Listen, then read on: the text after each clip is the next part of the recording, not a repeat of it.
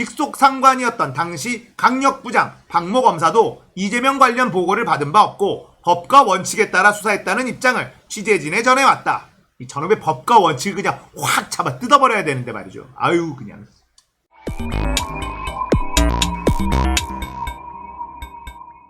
안녕하세요. 딱딱한 뉴스를 쉽고 재밌게 풀어드리는 시사건건 홀수영입니다. KBS가 특종을 냈습니다. 이재명 표적 수사 의혹 보도입니다. 자, 검찰의 민낯이 계속해서 드러나고 있습니다. 검찰이 이재명을 잡기 위해서 표적 수사를 했다는 보도. 이 뉴스 함께 살펴보겠습니다. KBS는 검찰이 피의자 한 사람을 상대로 유력 정치인의 비위 사실을 털어놓으라며 별건 수사, 과잉 수사로 압박한 의혹을 지난 6개월간 취재했다. 이거 6개월 동안 깊이 파고든 탐사보도입니다. 검찰이 부당한 압박 수사를 진행했고 검찰이 요구한 특정 목적에 협조하지 않자 피의자 본인과 가족 등을 상대로 먼지털이식 수사 기소를 했다는 의혹이다.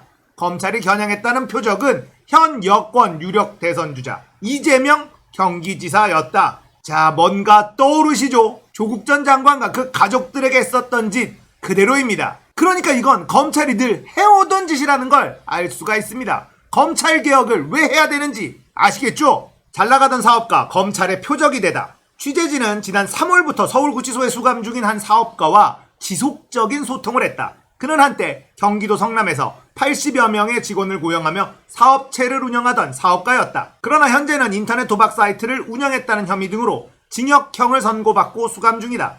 그는 이준석 전 코마트레이드 대표다. KBS 취재진은 이 전 대표와 50여 차례 서신을 직접 주고받았다.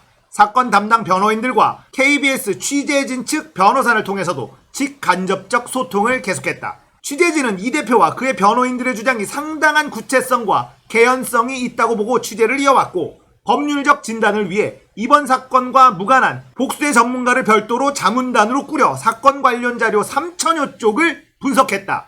자, KBS가 6개월 동안 작정하고 이악 물고 탐사 취재한 결과라고 생각합니다. SNS 자주 하시고 축구 좋아하시는 그분, 사건의 발단은 2017년 2월로 거슬러 올라간다. 이준석 전 대표는 서울중앙지검 강력부의 호출을 받았다. 해외에서 도박을 했다며 조사할 게 있다는 것이었다. 그런데 막상 조사는 짧게 끝났고 강력부 김모 검사는 다른 이야기를 꺼냈다고 한다. 자, 이건 이준석 전 대표가 서신으로 KBS 취재진에게 이야기한 검사와의 대화의 재구성입니다. 간단한 사건인데 무슨 변호사님까지 대동하고 오셨냐? 김땡땡 검사가 말했습니다. 해외 도박 혐의에 대해선 간략히 조사한 뒤 검사는 사실 이 사건은 별게 아니다. 이준석 씨 성남에서 유명인사던데 우리가 도움받고 싶은 게 있는데 우리를 도와주면 우리도 이준석 씨를 도와줄 수 있다고 이야기를 했습니다. 성남 유력 인사들과 친하던데 알고 있는 부분에 대해서 편하게 우리에게 이야기해주면 된다. 이렇게 검사가 말했습니다. 무슨 말씀인지 모르겠다고 답하니 검사는 우리는 이준석 씨가 알고 있는 그런 검찰하고는 결이 달라요. 우리나 특수 같은 곳은 그렇게 만만한 데가 아니에요. 판단 잘 하시는 게 좋을 거예요. 라고 말했습니다. 협박으로 들리죠. 우리는 네가 알고 있는 그런 검찰하고 결이 다르다. 우리는 사건을 만들 수 있고 공작을 통해서 죄 없는 사람에게 죄를 뒤집어 씌울 수도 있는 그런 곳이다. 협조 잘해라. 아니면 어떻게 될지는 책임 못 진다. 뭐 이런 얘기 아니겠습니까? 이게 검찰이에요. 깡패죠, 깡패. 이게 무슨 검찰입니까? 수사권과 기소권을 들고 있는 무서울 게 없는 그런 깡패 집단, 검찰의 민낯입니다. 이날은 이 정도로 마무리됐지만 10개월 뒤인 2017년 12월 이 전 대표는 구속된다. 인터넷 도박 사이트를 운영했다는 혐의였다. 구속 직후부터 2018년 3월까지 김 검사의 집중적인 회유와 압박이 여러 차례 진행됐다는 게 그의 주장이다. 이때 이재명 당시 성남시장이 등장한다. 우리가 이준석 씨와 성남 지역 유명인사들 관계를 다방면으로 확인했다. 아직 기회가 있으니 이참에 다 털어버리고 빨리 집에 가야 하지 않겠냐. 이렇게 검사가 이야기했습니다. 유명인사 누구를 말씀하시는 거냐라고 물으니 검사는 다 아시면서 뭘 물으시냐. SNS 자주 하시고 축구 좋아하시는 분, 그분 이야기하는 거지 라고 말했습니다. 제가 뭔가 오해가 있으신 것 같다. 제가 민주당 당원이었고 성남에서 사업을 하다 보니 그분이나 다른 인사들과 교류가 있었던 건 맞다. 그러나 청탁이나 로비를 하는 그런 관계는 아니다 라고 했습니다. 모든 걸 알고 있다. 감싸줄 수도 없을 거다. 경찰들도 다 알고 성남에서 다 아는 내용인데 우리만 모를 거라고 생각하냐? 검사는 이런 말을 주문처럼 반복했습니다. 메비우스의 띠 같았습니다. 저에게 이재명 지사 관련 자료나 진술 등 무엇도 일체 보여준 사실도 없었고 차라리 제 입장에서는 뭐라도 제시하며 구체적으로 물어보면 소명이라도 할 텐데 밑도 끝도 없이 뭔 말인지 알지? 이렇게만 말하니 많이 힘들었습니다. 이것도 어디서 많이 본 거죠. 돈 줬다고만 해라. 나머지는 우리가 알아서 한다. 이거 아닙니까? 뭔 말인지 알지? 그냥 이거예요.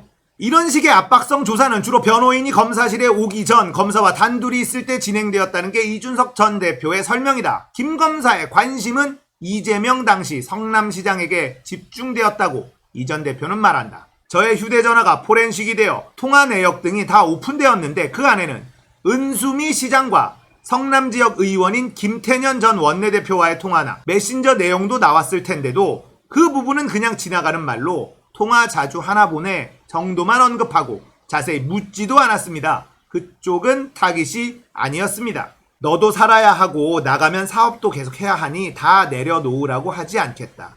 우리도 다 수사하는 건 사실상 불가능하고 너랑 친한 SNS 좋아하는 그 사람이랑 경찰 고위직 한두 명만 하는 것으로 하자고 말했습니다. 계속된 압박에도 이 전 대표가 호응하지 않자 협박성 발언이 나왔다고 한다. 밤새 생각 좀 잘 해봤냐고 검사가 말하기에 밤새 생각해봤는데 검사님이 오해하실 만한 그런 일들이 없었던 것 같다.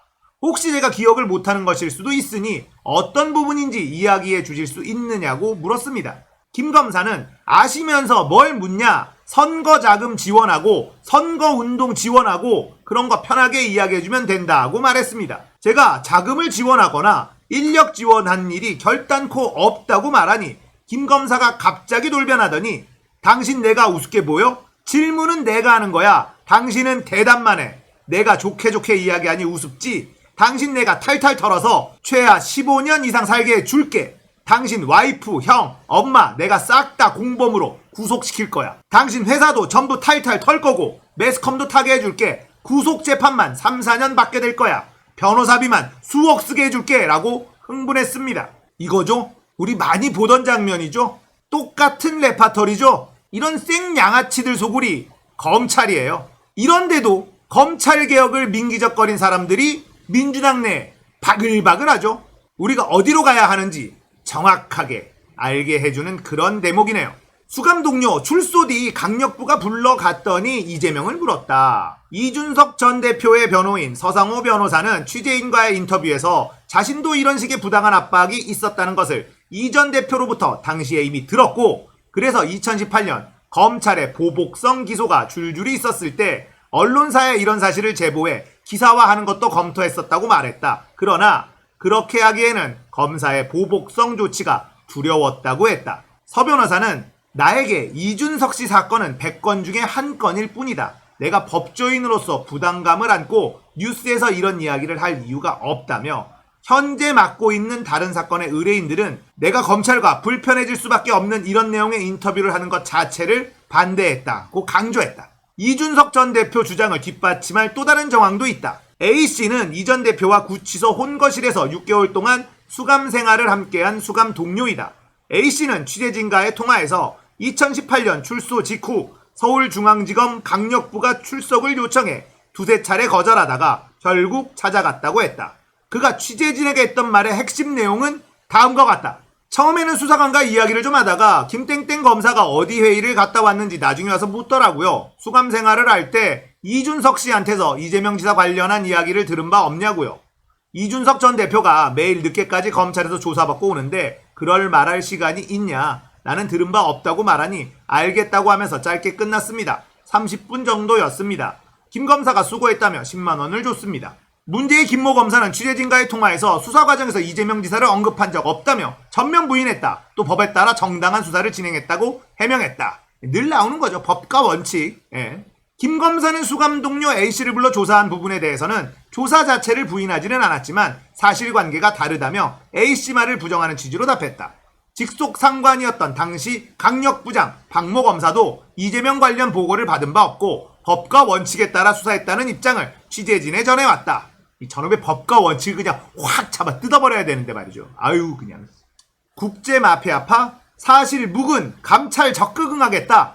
이준석 전 대표가 성남지역 폭력조직으로 알려진 이른바 국제마피아파의 일원이라는 의혹도 있다. 물론 이 전 대표는 전면 부인하는 입장이다. 자신은 사업가일 뿐이고 만약 자신이 이른바 조폭이라면 검찰이 그토록 본인을 전방위적으로 수사했는데 왜 안 걸렸겠냐고 반문하고 있다. 이 전 대표는 법무부나 대검이 검찰 수사 과정을 대상으로 감찰에 나설 경우 모든 일을 소상히 밝히고 적극 응하겠다는 입장이다. 이 전 대표와 그 가족을 상대로 한 검찰의 과잉 수사, 별건 수사 사례들은 아래 별도 이번 기사에 상세히 전한다. 또 오늘 밤 뉴스나인에서도 취재 내용을 종합해 심층 보도할 예정이다. 자, 이렇게 첫 번째 기사가 마무리됩니다. 그리고 두 번째 기사는 가족까지도 먼지털이 수사를 한 내용이 나옵니다. 이 내용도 굉장히 충격적입니다. 다음 영상에서 두 번째 기사도 짚어드리도록 할게요. 자, 너무나 많이 보던 스토리, 너무나 많이 봤던 레파토리 이겁니다. 돈 줬다고만 해라. 나머지는 우리가 알아서 한다. 검찰은 지금까지 이런 짓을 너무나 많이 아주 오랫동안 해왔던 것입니다. 한명숙 전 총리도 똑같은 패턴이었고 유시민 이사장도 똑같은 패턴이었고 조국 전 장관과 그 가족들도 똑같은 패턴이었습니다. 이재명 성남시장에 대해서 표적 수사를 하고 있었다는 건데 만약에 이 이준석이라는 사람이 검찰의 회유와 협박에 못 이겨 돈 줬다고 말했다면 어떤 일이 벌어졌을까요? 이준석 전 대표는 검찰의 협박에 넘어가지 않았습니다. 그래서 이재명은 지금 경기도지사가 되었고 민주당의 대통령 후보가 유력한 상태가 된 것이죠. 이준석이라는 인물에게 감사의 인사를 해야 될 것 같습니다.